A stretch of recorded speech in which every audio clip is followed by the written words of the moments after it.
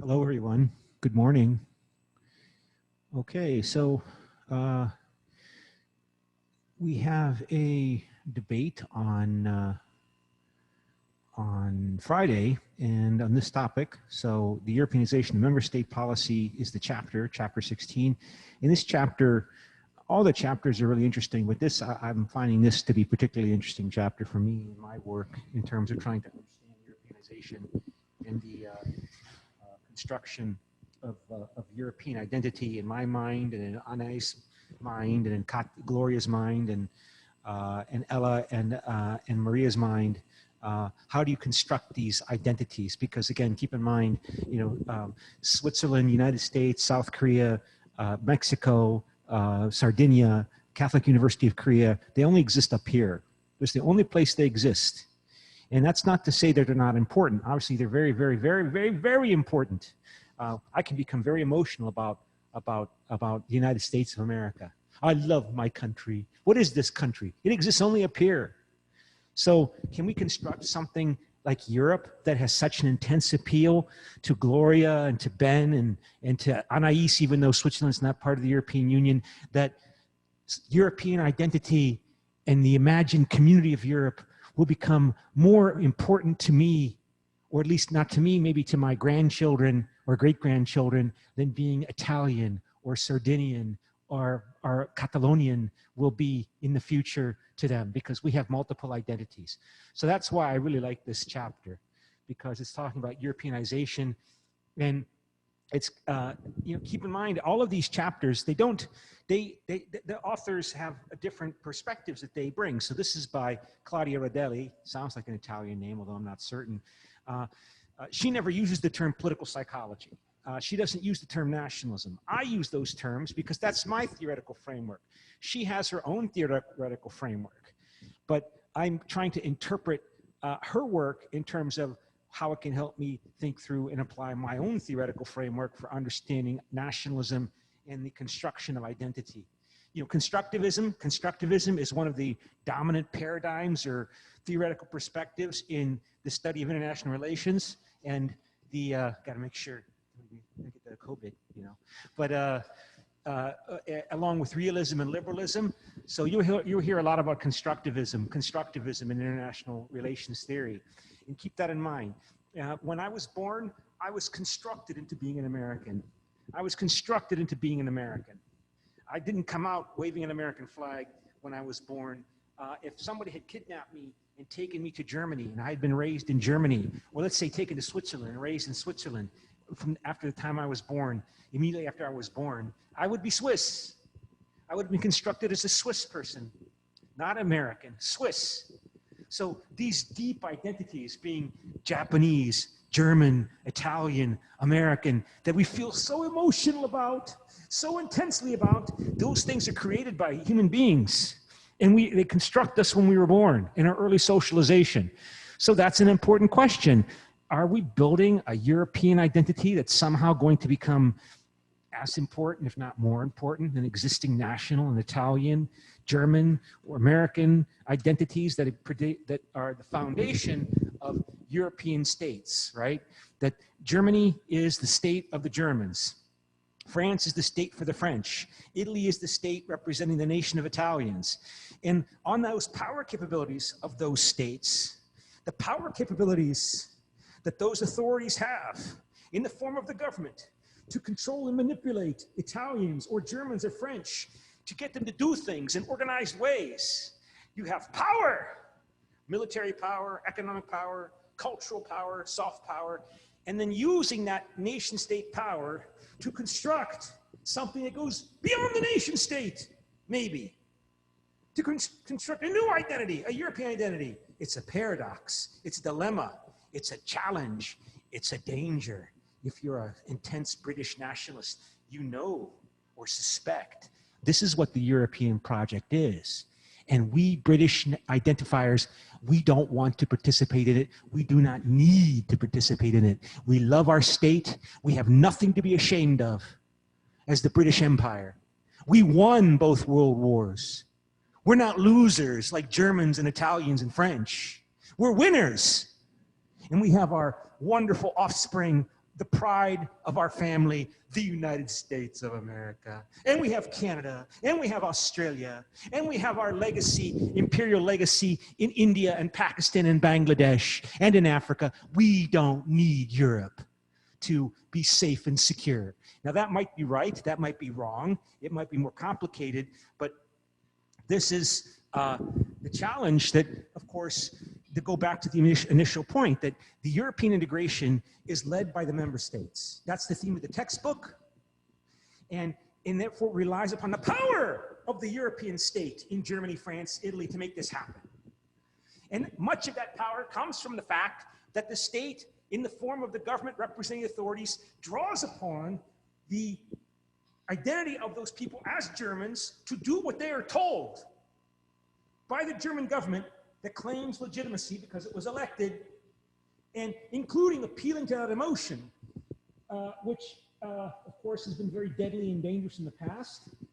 And again, they're hesitant to use that today, but that's still a subtext. I mean, you see that mostly, for example, in the discussion of France, right? That the French have a more complicated perception of their relationship to French nationalism. So how is France supposed to be have grandeur? That's the term that Charles de Gaulle used. France must have grandeur, grandeur. But they're losing the French Empire. And they didn't perform very well in the Second World War. So how is France going to have grandeur through Europe, European integration? And that's a tricky but inevitable political game to play. Because if you're a French politician, you still have to win elections. If you're a German politician, you still have to compete and win elections. If you're an Italian politician, you still have to compete and win elections. If you're a British politician, you still have to compete and win in elections. And the mass of the population tends to be more nationalistic among the mass public. Not so much as among the elite, maybe more so among the British elite, but not amongst the French elite and at least the establishment elite. The French establishment elite, the German establishment elite, the Italian establishment elite, they are not nationalistic, but they need to talk like nationalists every once in a while because they have to win elections. They have to appeal to the mass public, and the mass public is more nationalistic. So it's a paradox, and this is relevant for today too, because as the European Union broadens and expands, it's trying to expand into Ukraine. And that means it wants to appeal to Ukrainian nationalism. That you Ukrainians, you want to create a modern, developed state. What is a modern, developed state in Ukraine? It's a European modern, developed state. In other words, you want to create a state that looks like Italy, that looks like Germany, that looks like France. And Ukraine should be for the Ukrainian nation state. And so the European integration has, not necessarily intentionally, but functionally, as a result of inevitable systematic political processes, encouraged the institutionalization and development of the Ukrainian national identity in that thing called the Republic of Ukraine that emerged out of the Soviet Union. With those borders drawn in the 1930s and 1920s by Stalin and Lenin for their own purposes. And if you're a Russian nationalist, you're likely, not all nationalists, but many Russian nationalists that says that's not right. Ukraine is this thing. I'm not agreeing with them. I know it's wrong. But they self-servingly perceive Ukraine as this thing that the communists created to weaken Russia because Russia's too big compared to Ukrainians, Belarusians, Lithuanians, Latvians, Estonians, Georgians, Uzbeks, Kazakhs, all of the different groups in the Soviet Union, the old Russian Empire.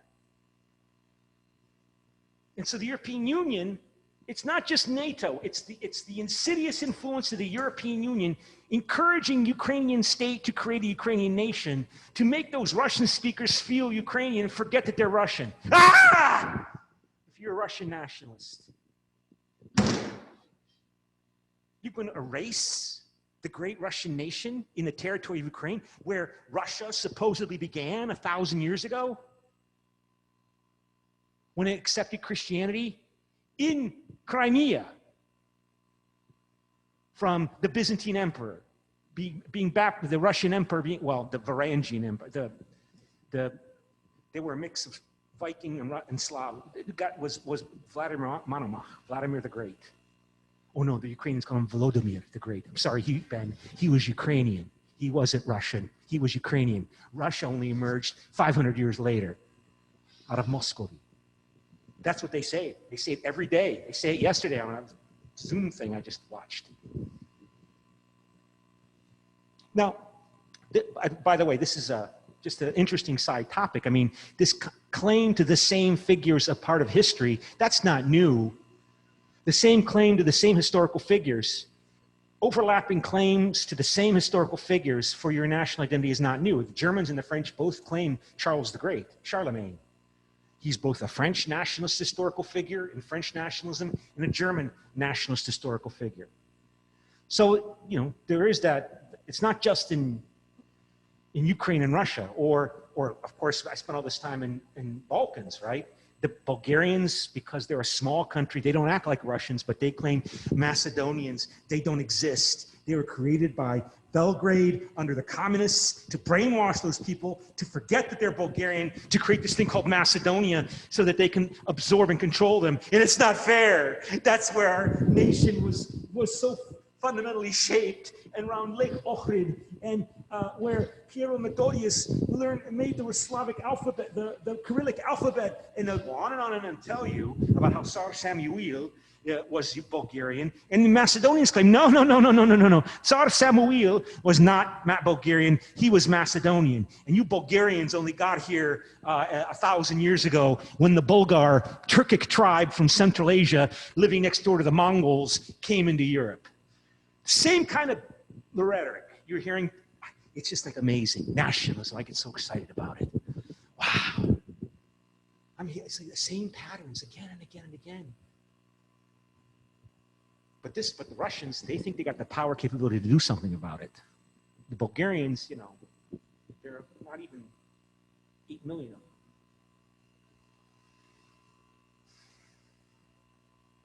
But that's what I'm working on now, that the European Union functionally, as part of its expansion, expects that its members have the ability to implement the so-called rule of law.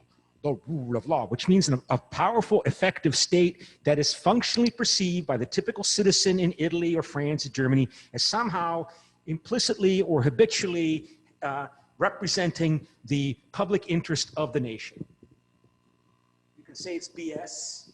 Marxists do say that's BS. That's brainwashing. That's Gramscian hegemony, brainwashing people to not understand their true self-interest as a class. But whatever. But it still relies upon powerful states, as represented in this textbook that we're using this semester, to be the foundation for getting things done, to create and try to construct a European identity, or in the form of a United States of Europe. And that means if you want Ukraine in, or you're going to let them in, you have to encourage the Ukrainian state or incentivize the Ukrainian state to move in a direction where the Ukrainian authorities are able to control and influence effectively the French citizenry. And that's easier to do, obviously, if you can convince the French citizens, the Ukrainian citizens, that the Ukrainian government represents who they are. Ukrainians. And that means, in effect, encouraging the Slavic peoples in Ukraine, even if they speak Russian language or Ukrainian. Hey, I got a joke for you. Anis, ready? Get ready to laugh. How do you define a language? Give up? A language is a dialect with an army. You know what a dialect is, right? Like a dialect, like there's Jeju dialect in Korean language, right? So the Koreans think, those Jeju people, they speak that funny Korean dialect. If Jeju were to break away from Korea and become the Republic of Jeju, we would have Jeju language. And that's what we see in a Russian nationalists say, Ukraine, that's a funny peasant dialect that stupid people speak who are not educated.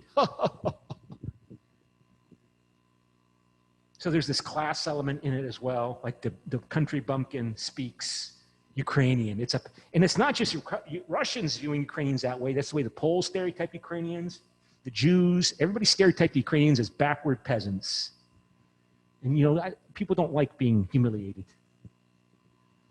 And like Stepan Bandera stood up for those people against the Russians, against the Poles, against the Jews, and whoever would help them get what they want, which is their own nation state. So, I mean, that's what I'm working on. that Europeanization has in effect strengthened Ukrainian nationalism, which means those Russian speakers left outside of Russia when the Soviet Union broke up and were left in Ukraine. They have been encouraged and pushed and incentivized to become Ukrainians. And if you're a Russian nationalist, you're proud of Russia, that think Russia is one of the great world civilizations, this is outrageous.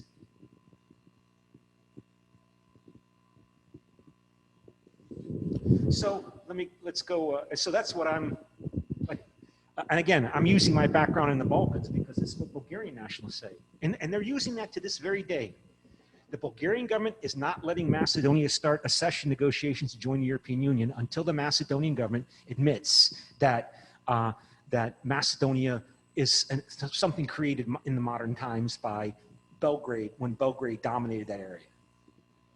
They said, well, then we'll not start official North Macedonia, Republic of North Macedonia accession negotiations until the Macedonian government admits that there is a Bulgarian minority in Macedonia, and that Macedonian history was taken from Bulgarian history, and that about Macedonian language, it was a creation out of Bulgarian by the rulers in Belgrade. And if you're a Macedonian nationalist, you go, you know what they say, but there are only 2 million of them. They're a small, not even 2 million, 1.5 million. 2/3 of the population is Macedonian, the other third is Albanian, and they don't like the Macedonians, and the Macedonians don't like them.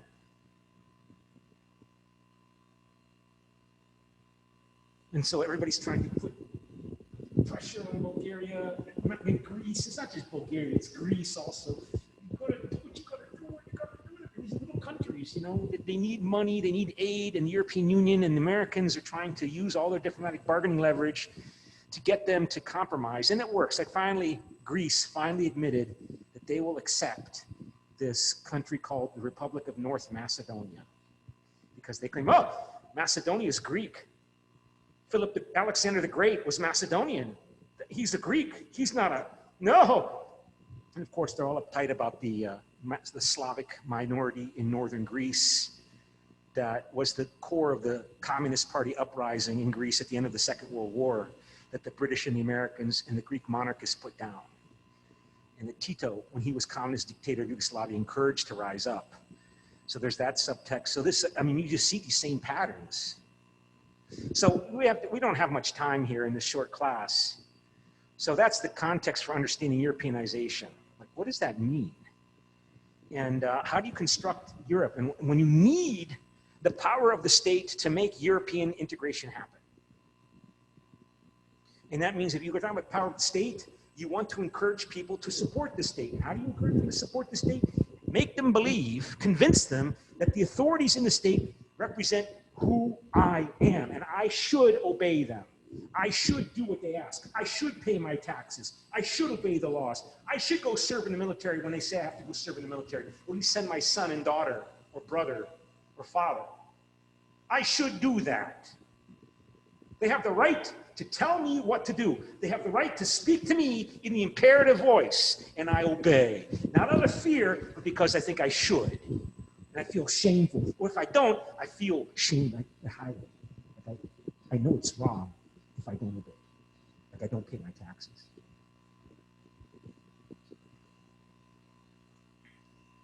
So let's do the attendance because I don't want to forget that. So the attendance number is 665. 665. So we go to back to chatting, and it is 665. Okay, you can stick to the author's use, you know, you still, I mean, like I said, in terms of scholarship, we have to use and cite each other's work. So, you know, I have all these ideas, for example, but I have to show how my ideas relate to how other people's ideas that have been published fit together. So you can use, of course, the content in the, you should focus on the content in the book. So let's talk about the content in the book. And if we go to, so what does Europeanization of member state policy mean? And that's an interesting topic. There's a different ways to look at this. Maybe the most understudied but most important method by which the Europeans actually engage in Europeanization is by sharing what we call best practice. Like European member states, and of course countries that are associated with the European Union and want to join but are not in it yet, like for example Ukraine, will look for best practice among so-called European countries about how to deal with, for example, environmental problems, or how to deal with education, and education policy reform, and environmental policy reform. And European member states are of course, addressing the environmental challenges the way the Italian state does, because Italy is Italian, so Italy's going to address problems in the Italian fashion, and same with Spain, and same with Ireland, and same with Portugal, and same with Bulgaria. But they are willing and open to being transparent through the European integration process, to being observed and studied and commented upon by their neighbors in the European Union, and then and studying and borrowing so-called the best practice that supposedly some member state in the European Union is demonstrating, and not be afraid that, well, if we copy the way the Germans do these things, then we'll make ourselves more open to German domination, and our enemies will tell us we're German agents, and we don't have to worry so much about that in the context of European integration. So just to go through the book here, a process of cross-national national diffusion, that's a fancy way of saying sharing best practice, has occurred among the member states in the dimension of policy instruments, for example, appraising the strategic environment, plans to reduce administrative burdens, assessing regulatory impact, and evaluation at the legislative and program level. So let me again make sure that you're able to see this, because I don't know, it doesn't necessarily share the screen unless, even if it says it is. So diffusion has been triggered both by EU-wide initiatives. So the European Union, of course, encourages countries to study each other's experience and to adopt a common agenda. Like, okay, we all know we have to reduce our greenhouse gas emissions. What's the best way to do that? Okay, well, yeah, I mean, the Germans, they're relying more on natural gas, but we Italians, we don't have access to natural gas, and we have more sun. So yeah, we'll study the German way, and we'll study the French way, and we'll study the Spanish way, but then we'll adapt, we'll study and adapt those best practices to our unique situations, political and geographic, in Italy. So member states' adoption of the same policy instruments shapes domestic public policy subtly. It leads to common interests in order to share practice, evaluate programs, and appraise policy. Maybe the one area that's been really controversial in terms of policy diffusion has been, for example, how to overcome slow economic growth and inflation during the 1970s. And the leader in this, of course, ironically, was Great Britain under Margaret Thatcher, who made Britain great again, by attacking or undermining the post-war socialist policies that have been implemented. You don't remember this, but there was a time when British Air was a state-owned company in Britain, and British Steel was a state-owned company, and these were all state-owned enterprises. And Margaret Thatcher privatized them all, and her government did, despite tremendous domestic resistance, particularly by, for example, coal miners who wanted their coal mines to continue to be subsidized, and she cut off all those subsidies, and it was very difficult and very hard for the people that suffered. Like, there are no more coal mines. Well, they opened up one coal mine in Britain this year or last year, but for special coal, the kind of coal that you use to make steel. Not all coal is used to burn for electricity, for energy. Some coal, lots of coal is used only to make steel, but basically there are no coal mines in Britain. And that means hundreds of thousands of British coal miners since the lost their job as part of Margaret Thatcher's neoliberal policy reforms that did drastically reduce inflation and unemployment and doubled Britain's economic growth rates, and at the cost of widening economic differential inequality in Britain between the rich and the poor. And that has been something which the other European countries have been attempting to copy, to deal with Italy's economic stagnation, which has been, you don't hear much about it these days because of the pandemic and the response, but Italy was like Greece, on the verge of, it was Italy that made European policymakers lose sleep, because Italy has a weak state, a corrupt state, high economic, high debt, inefficiencies, and it's 10 times the size of the Greek economy. So the fact you haven't heard a lot about Italy lately has been an achievement. You know, again, the European Union typically only gets credit when, the European Union doesn't get credit, as much credit as it deserves, because it avoids or averts catastrophes. And the fact that Italy hasn't been in a debt crisis like Greece, that you would say that's an achievement. And pretty significant achievement, because Italy, as I said, is 10 times the size of Greece.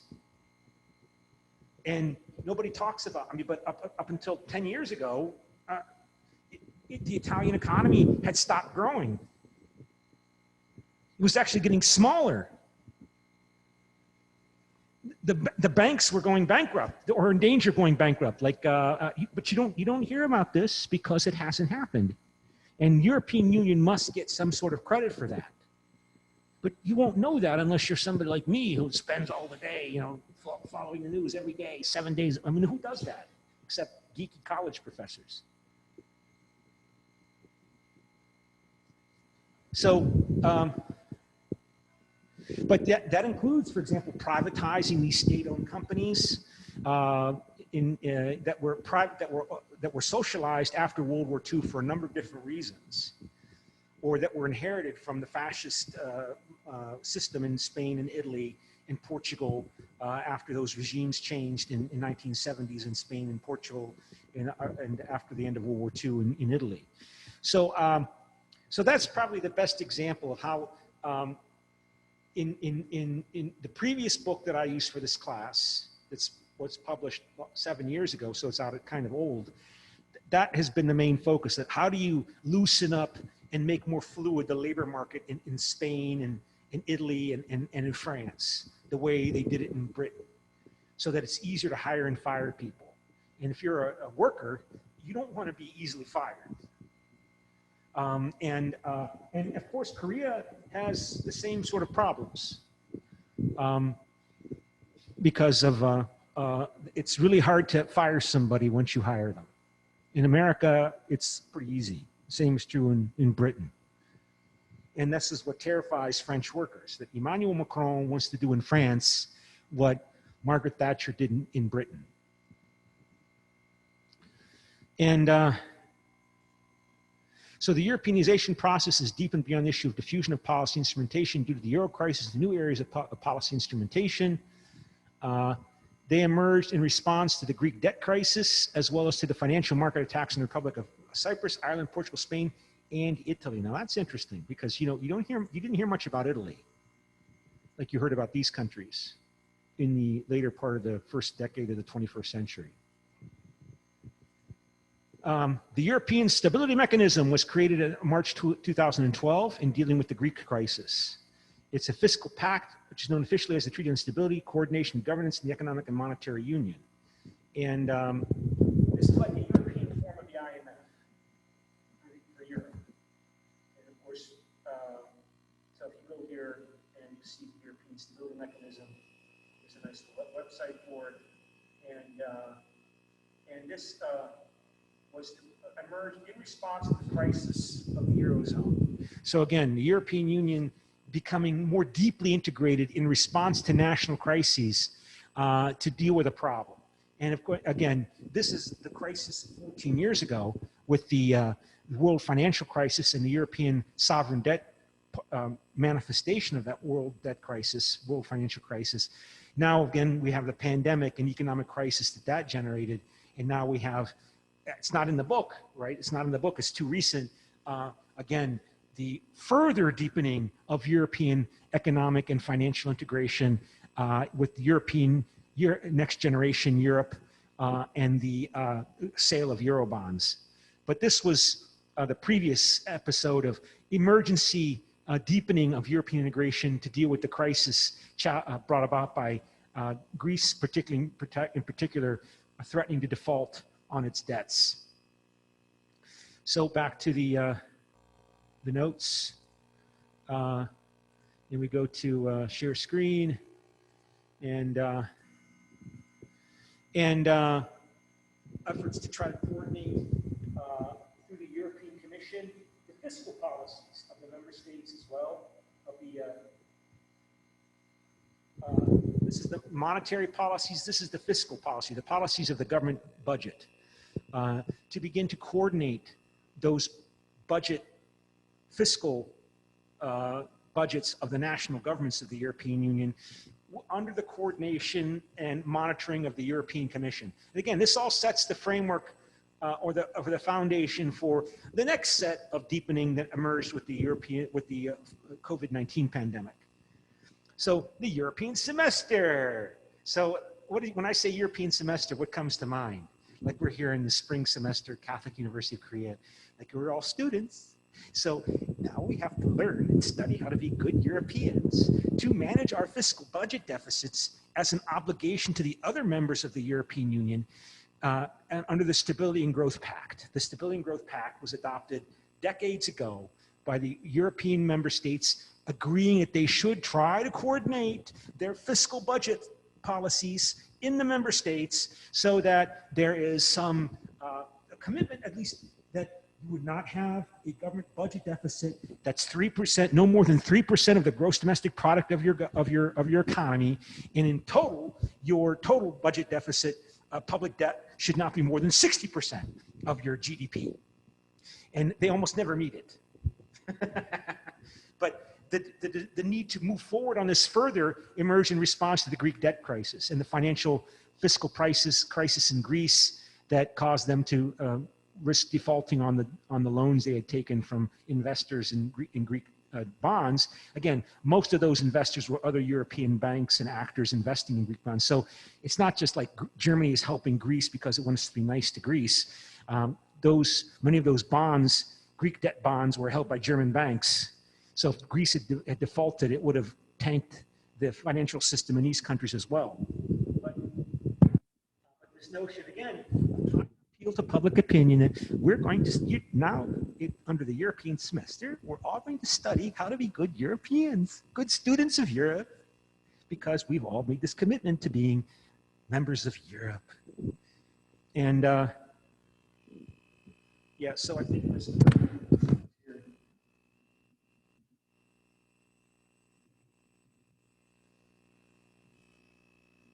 this was initially adopted, Stability and Growth Pact, which was adopted when, let me see if I can find it here. Long time ago, 25 years ago. And the European semester is an effort to further institutionalize, encourage, and incentivize the governments of the European Union to meet these debts. But they haven't really been doing it, particularly with the pandemic. I mean, massive government expenditures to try to keep the economy from going into depression with the pandemic. But it's a goal to meet, right? No more government deficit, no more than 3% of GDP, and the total public debt accumulated over all those years of 60% of GDP. I think the Italian public debt is like 160% of GDP. In Greece, it's like 250%. So, and they're still in the euro. They're still in the euro. I mean, literally, what does it say? Greek public debt. Sometimes when you type these things into Wikipedia, they have a page directly there.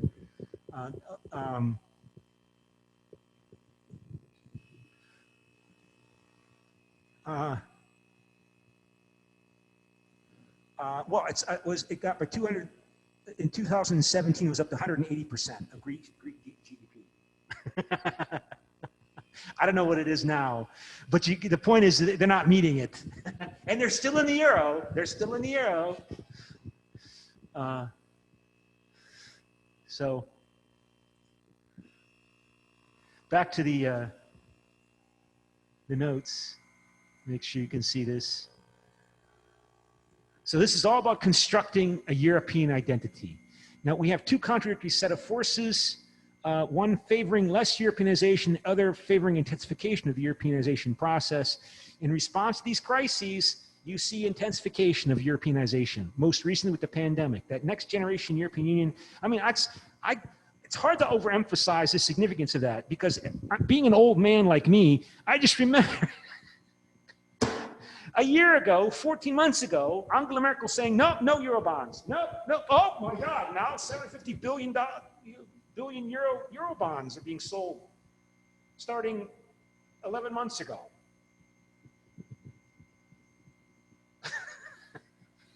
Wow. So both trends are present in European politics and European public policy. Europeanization intensifies due to the requirements the European Union imposes to adjust domestic policy to templates, policy instruments, and standards which Brussels adopts. But imposes, the European Union provides incentives. If you want access to some of the 750 billion euros, please make these changes that the Commission will watch to make sure you're doing. Please. It's a lot of money, Poland. It's a lot of money, Hungary. And it's, you know, nationalists will resist. I mean, nationalism doesn't obey interest group behavior theory. But it's still really powerful. I mean, wow. We're proud to be Polish, and we love our Catholic Church, and we don't want gay rights, and we don't want to allow men to marry other men in our small town here in Poland. But boy, do we want that 50 million euros to build those new roads in our poor village. Oh, well, okay, I guess we'll stop trying to prevent gay people from getting married. And Europeanization intensifies also due to regulatory competition response to market trends. So that's, like I said, making the labor markets more fluid. You know, if you want people to invest money in Britain, or if you want people to invest money in Italy, you've got to make Italy more attractive than it is than, say, investing in Poland. And there's a lot of incentives you can have in Italy, but if it's easier to hire and fire people in Italy, that's going to be an important incentive for maybe Chinese companies to invest money to build their new car factories in Europe. One of many factors they consider. Labor and capital tend to move where the regulatory standards are more efficient and integrated market. That's a nice way of saying, you know, that it's, you're able to make more profit with your corporation investing there. Now keep in mind, I mean, Germany is a world leader in international trade, and it trades in high value added, sophisticated production of expensive machineries and goods, and it pays its workers really well. So there's not necessarily a direct, you know, conflict between having well-paid labor force and an efficient, attractive place for investors to invest their money. I mean, half the German economy depends upon exports and imports. And they pay their workers well in Germany.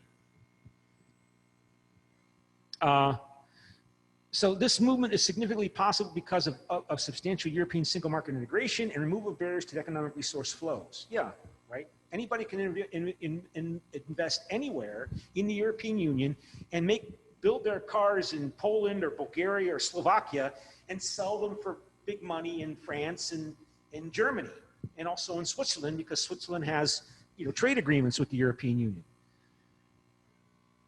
And you don't have to pay Bulgarian workers the same way you pay French workers. So some label these outcomes as unfair competition, leading to race to the bottom across Europe as an economic resources flow to the areas where profit is most likely to be maximized at the expense of social welfare. So this race to the bottom notion that, oh, we all have to do what Margaret Thatcher did and eviscerate our trade unions and allow greater income differentiation. And again, the standard response is, to some extent, yes, but not. Look at Germany. Germany is able to compete very effectively in the world economy along with China and Mexico and Brazil because it has an efficient, effective, clean state and a well-educated and trained workforce. but the claim is that no, typically more likely is this race to the bottom notion that we're all going to close our factories in Italy and France and move into Bulgaria and Poland because we can pay Bulgarians and Polish people 1/4 what we pay French people to work on our factories. And this causes a lot of resistance to Europeanization. And of course, it always emerges. And it, of course, is a main focus of hostility to Europeanization by Eurosceptic parties. Again and again and again. Political debates within each member state become very loud as well as quiet. So Macron, he built his first presidential campaign on being very pro-European Union. And there was some question about whether he could continue to rely upon being very pro-European Union in winning re-election, and apparently he did. Well, yes, but not by as much as margin as he won 5 years previously.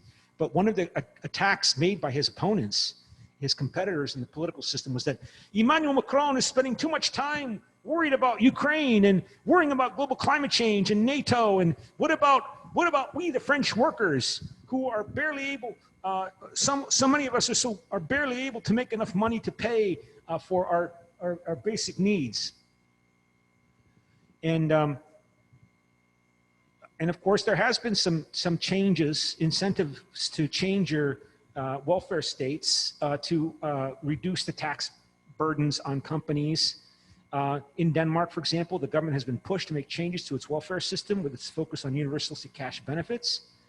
But this Europeanization process has occurred relatively quietly and steadily. And these loud or quiet tensions around Europeanization extend beyond the welfare state, the euro, and the single market to include also cohesion policy, immigration policy, and foreign policy. So this means, for example, cohesion policy means taking money from the European Union budget that France and Germany pay into it, and much of that money is supposed to go to the poor regions, the poor countries of Europe. And this is understood to be about European cohesion by trying to equalize or bring about the slow equalization of the differentials between the richest and poorest parts of Europe, between poor Bulgaria, the poorest country in the European Union, and of course that varies by region in Bulgaria. I mean, Sofia, Bulgaria is the most prosperous part of Bulgaria. You go there and it looks like a European capital city, but there are places in Bulgaria that look, very bad off. I mean, villages being abandoned. The only people living there are old people. The young people have all moved to the cities. And so cohesion is a political objective, assuming that these great income differences between the rich and poor areas of Europe are somehow a threat to the political stability of the European project. But at the same time, when you tax rich Dutch people in the Netherlands, that rich economy, and take some of that money that could go to other Dutch people instead of to the European Union for its cohesion policy, you always have political demagogues, political entrepreneurs who will exploit those fears. And again, nation states are more prone to stereotyping, right? So Netherlands is a small country, but it's a nation state, and people like Pim Fortuyn and his party in the Netherlands, they always play with this scary image of the immigrants and the poor, and the Netherlands being flooded by Ukrainians coming into the European Union to take our jobs, as well as, of course, immigration policy, and of course foreign policy. That that if we continue to integrate the European Union, we're going to get in a war with Russia over Ukraine when we, the Hungarians, have no desire. I mean, that's what Viktor Orban has been claiming, that Hungary does not want to get into a conflict with Russia over Ukraine. And there are a lot of reasons for that. One of the reasons is because there's a Hungarian minority in Ukraine that feels it's under threat from Ukrainian nationalism. I mean, the legacy of the Habsburg Empire. It used to be the Austro-Hungarian Empire, right? In analyzing Europeanization, the independent and dependent variables, as well as the boundaries between cause and effect, are not clear and defined. Then that's true. It's more of a systems relationship. Classically, the analysis of Europeanization is top-down. That is the impact of the European Union on domestic policy. But Rodelli here, the author of the chapter, wants to highlight the impact from bottom up, that countries that adopt effective policies within their own country can use the European Union, or in effect, the European Union serves as a vehicle to translate that, that domestic experience in Germany or Italy or Spain upwards to the European Union, and then the other countries in the European Union borrow from that experience. So what would be an example of that on something besides economic policy? I keep thinking about regional policy and accommodating regionalism and regional demands. I can't think of one. I mean, I keep thinking about Spain, right? But I'm trying to think of, I can't think of any kind of case right now where Spain's treatment of Catalonia and the Basque Country has been used to, well, maybe it has. Again, you don't really know, because if there's not a problem in a country, it doesn't get media attention. Like I remember 25, 30 years ago, people were worried that Bulgaria might become like Yugoslavia. War between the ethnic groups and ethnic minorities. And Bulgaria's been peaceful. Why? And you're trying to explain why something did not happen. And that's difficult. And certainly the prospect of joining the European Union has had some impact, like it did because there was an intense history of conflict between the Bulgarian Turkish minority, the Muslims of Bulgaria, and the ethnic Christian Bulgarian majority. Did you know that, Lennius? No, you didn't know it, because it didn't happen. There wasn't a war. But horrible things happened in Bulgaria in the late 1980s. The Bulgarian communist government tried to play with nationalism and tried to force the Bulgarian Turks to change their names to Christian names. So Mehmet would become Mikhail. And you're supposed to, you force the Turkish minority to assimilate into the Bulgarian Slavic. And you don't know about this. I know about it because I used to read the New York Times 40 years ago when I was in school, 45 years ago. And so, and that didn't save Bulgarian communist government, but it was brutal. Hundreds of people died, according to Amnesty International, in that forced name change policy. 300,000 Bulgarian Turks left and went to Turkey. And so when democracy came to Bulgaria, was that going to reemerge? And it didn't reemerge. Why? And I wrote a paper on that, trying to explain that. But it's complicated. It's not just Europe, it's also Turkey. Turkey's an interesting country because it's not fully Turkish. A big chunk of the population, maybe a quarter, is Kurdish, which is another topic. So Europeanization may also assume discursive forms, appealing to people. You want to be a good European, don't you? Legitimacy comes partly through policies and decisions. Still, meanings and discourses. Ooh, what is that? What are meanings? Again, this is symbols. This is nationalism. This is identity. Creating meanings. That's why so many people say, I'll stick to Marxist arguments because I can count this. I know what this is, but how do I count meanings? How do I conceptualize symbols? Well, we better try, because obviously Ukrainian nationalists and Russian nationalists are sacrificing big money right now in Ukraine to gain their national self-determination, however they understand it.